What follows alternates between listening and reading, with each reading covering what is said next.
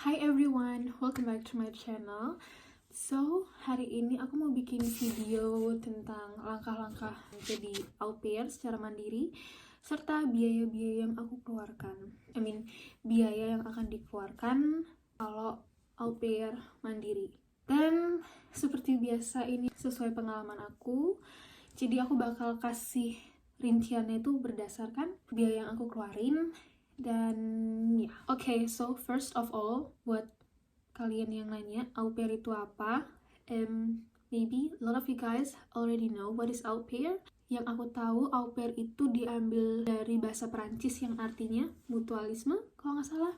Jadi au pair itu adalah program pertukaran budaya di mana seorang au pair akan tinggal bersama keluarga angkat nantinya, dan nanti kita akan melakukan sebuah mutualisme di situ. Contohnya seperti seorang au pair akan mendapatkan beberapa hak seperti kamar pribadi, terus dikasih uang sangu, dikasih uang untuk les bahasa di sini, dikasih makan gratis. Nah, au pair ini nggak cuma ada di Jerman, au pair itu ada di Jepang, ada di Amerika. Program au pair itu ada di banyak negara, nggak cuma di au pair doang. Nggak cuma di Jerman doang. Jadi nanti sistem au pair ini adalah, jadi nanti kan kita tinggal di rumah keluarga dan kita mendapatkan beberapa tugas di sana. Of course, tugas au pair tuh beda-beda. Untuk aku sendiri, tugas aku adalah yang pertama aku nganter anak GF aku ke kindergarten. Yang kedua, tugas aku adalah ngelipetin baju laundry. Dan yang ketiga adalah masukin piring kotor ke mesin cuci piring. Jadi di sini tuh nggak nyuci gini-gini, tapi kayak tinggal dimasukin ke mesin aja. Dan yang keempat, aku juga jemput mereka dari kindergarten. Dan terkadang misalnya kalau orang tuanya mau pergi gitu malam hari, aku juga jagain anaknya. That's all. Selain itu, au pair juga akan mendapatkan uang saku minimal 280 euro per bulan. Nah, menurut aku program au pair ini bener-bener sangat menguntungkan sih kalau untuk aku ya. Karena kayak kita tuh dapat tempat tinggal gratis, terus makan gratis, dan di sini tuh kita tuh nggak dibedain sama anaknya. Di keluarga aku ini, jadi mereka juga bayarin aku Deutschland ticket. Jadi Deutschland ticket itu adalah tiket yang bisa kita pakai misalnya kalau kita mau naik kereta atau mau naik bus gitu. Nah, mereka bayarin itu per bulannya. Mereka juga bayarin asuransi kita. So far, menurut aku ini program yang sangat menguntungkan sih guys. Jadi kayak kita tuh bener-bener udah, sebenarnya kita nggak mikirin biaya hidup karena kita nggak bayar tempat tinggal, nggak bayar makan. Jadi kita bener-bener itu uang yang kita terima tuh terserah mau dibuat apa gitu. So, itulah sekilas tentang au pair. And yeah, let's get started. So, I have the list here. Jadi yang pertama adalah les bahasa. Jadi aku itu kemarin les bahasa di HO Institute di Jogja. Dan kemarin itu aku les bahasa tuh sekitar 7 juta. Karena aku les bahasa dari tingkat A1 sampai A2. Jadi sebenarnya tuh au pair emang butuhnya emang cuma sertifikat A1 doang. Nah cuman kemarin guru aku bilang lebih bagus kita juga join A2 karena biar nambah kosakata, dan pas udah nyampe di Jerman tuh kita bisa langsung ngomong gitu loh, jadi kayak nggak ngangong gitu. Nah aku bisa merasakan sendiri ya, karena walaupun aku udah les sampai A2 tapi pas aku nyampe sini tuh kayak orang ngomong apa tuh aku nggak kedengeran gitu. Jadi up to you sih sebenarnya. Cuman kalau aku kemarin ambil les 2 level dan itu totalnya 7 juta. I have the wrong list. It's supposed to be this one. This is for another video. I'm sorry. Ya, les bahasa. Aku les bahasa tuh kemarin 6.500.000.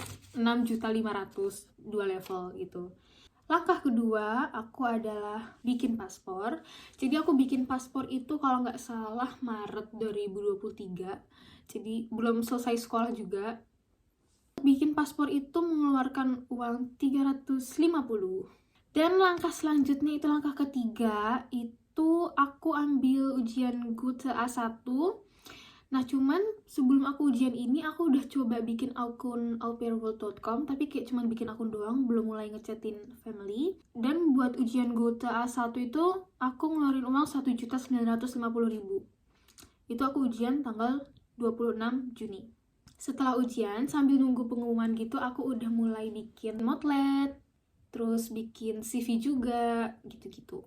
Sampai akhirnya udah tiba pengumuman ujian Guta A1, puji Tuhan aku lulus. Akhirnya aku mulai cari GF, sampai akhirnya tanggal 17 Juli 2023 aku ketemu GF aku dan langsung fix. Jadi di situ tuh ceritanya aku langsung fix gitu sama family aku yang sekarang. Jadi kan kita cuman video call 1 kali ya. Aku kayak agak ragu gitu kan awalnya, kayak kok cuma 1 kali udah langsung fix gitu kan. Aku kira kayak ini beneran fix nggak sih gitu kan.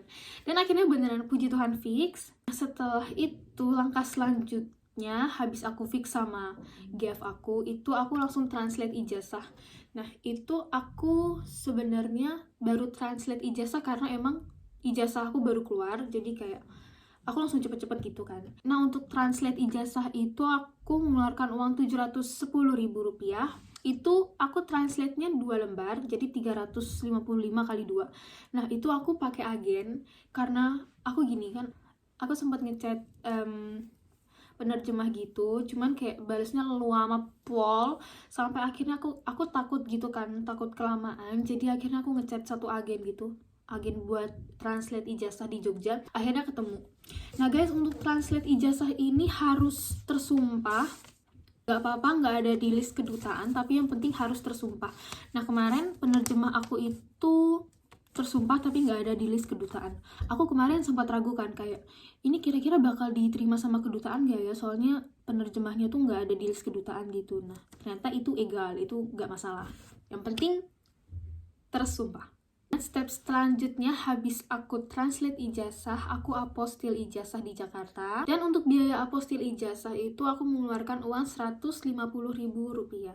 Oke, dan sampai akhirnya beberapa dokumen aku udah selesai. Kayak aku udah terima sertifikat ujian aku, terus aku juga udah bikin CV, aku juga udah bikin motlet. Pokoknya beberapa dokumen aku sudah lengkap.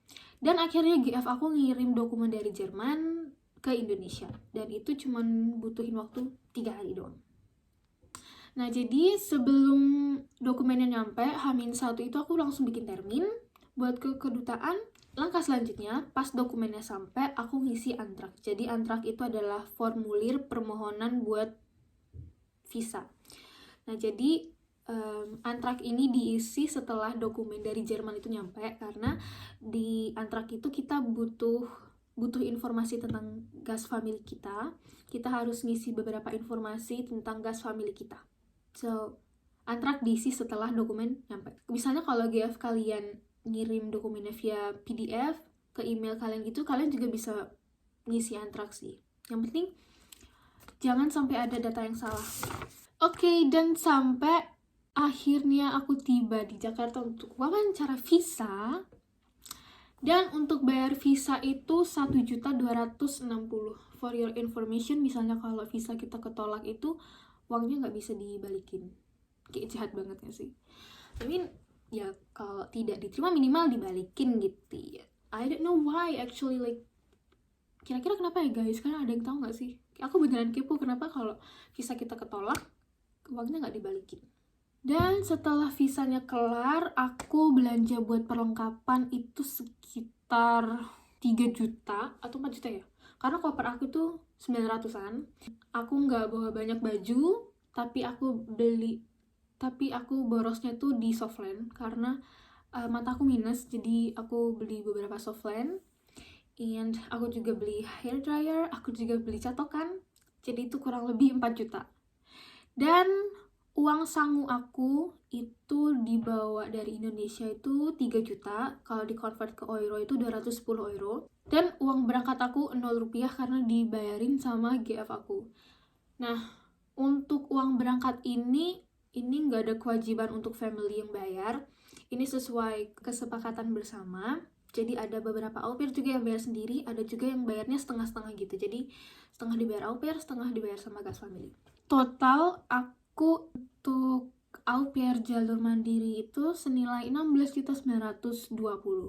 Oke guys, jadi itu dia rincian aku au pair jalur mandiri, dan semoga video ini bisa membantu kalian yang misalnya mau au pair mandiri. Sebenarnya tuh au pair mandiri tuh nggak terlalu susah, emang agak ribet-ribet aja karena biasanya kalau kalian pakai agen of course lebih mahal. Nah, biasanya agen itu ada yang bantuin buat cari family, ada juga yang bantu buat ngurus dokumen. Tapi ngurus dokumen itu nggak susah kok guys. Misalnya kayak bikin paspor itu easy. Semoga video ini bisa membantu teman-teman yang ada rencana buat au pair jalur mandiri. Dan misalnya kalau kalian ada beberapa pertanyaan, you can write me down and I will answer it. So that's all from me today. I hope you guys enjoy this video and see you.